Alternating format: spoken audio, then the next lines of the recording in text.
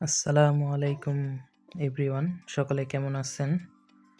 তো আলহামদুলিল্লাহ, মনে হয় সকলে ভালো আছেন এবং আমিও ভালো আছি।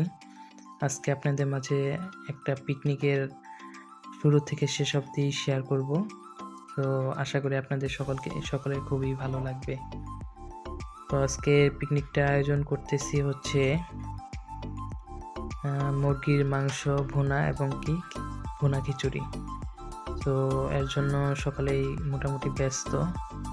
আর এটি হচ্ছে আমার ছোট্ট মামুনি। সো আমার মামুনির জন্য সকলেই দোয়া করবেন। তার বয়স হচ্ছে মাত্র ৩ মাস।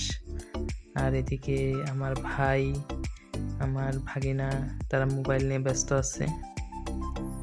আর এদিকে চৈতি আমার ছোট বোন, সে টিভি দেখা নিয়ে ব্যস্ত। অপরদিকে আমার এখানে ২টা ভাগ্নি, একটা ভাগিনা, ২টা ভাগিনা, তারা খুব ব্যস্ত আছে রান্নার কাজ নিয়ে। তো আমি তাদেরকে দেখতে আসছি তারা কিভাবে সব কিছুর আয়োজন করতেছে।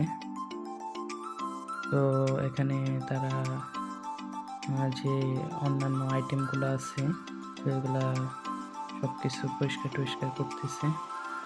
এদিকে আমি আর আমার ওয়াইফ মিলে একটা ছবি তুললাম। সব কিছু রান্না বান্না করার জন্য তারা রান্নার এখানে চলে এসেছে এবং তারা মাংস উঠিয়ে দিয়েছে। তো মাংস প্রায় শেষের দিকে। তো এখন আলহামদুলিল্লাহ মাংস প্রায় কষানো শেষ হয়ে গেছে।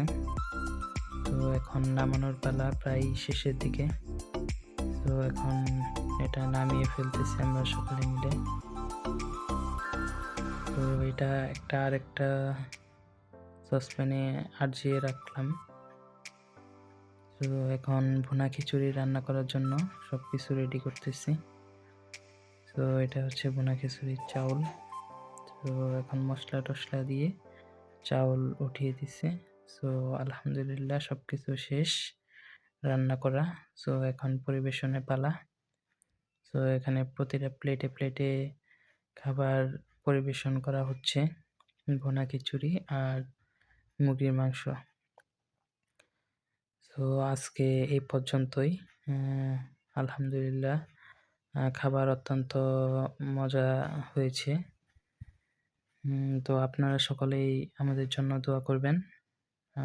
আর সামনে আপনাদের মাঝে জামালপুরের জন্য স্পেশাল পিঠালি, যাকে বলা হয় মিল্লি ভাত, এই মিল্লি ভাতের জন্য আরেকটা ব্লগ করা হবে।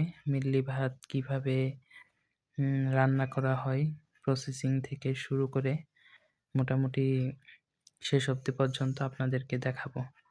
সো আজকে এই পর্যন্তই। সকলেই ভালো থাকবেন এবং আমাদের চ্যানেলটিকে সাবস্ক্রাইব করে দিবেন আর লাইক তো অবশ্যই দিবেন। আল্লাহ হাফেজ।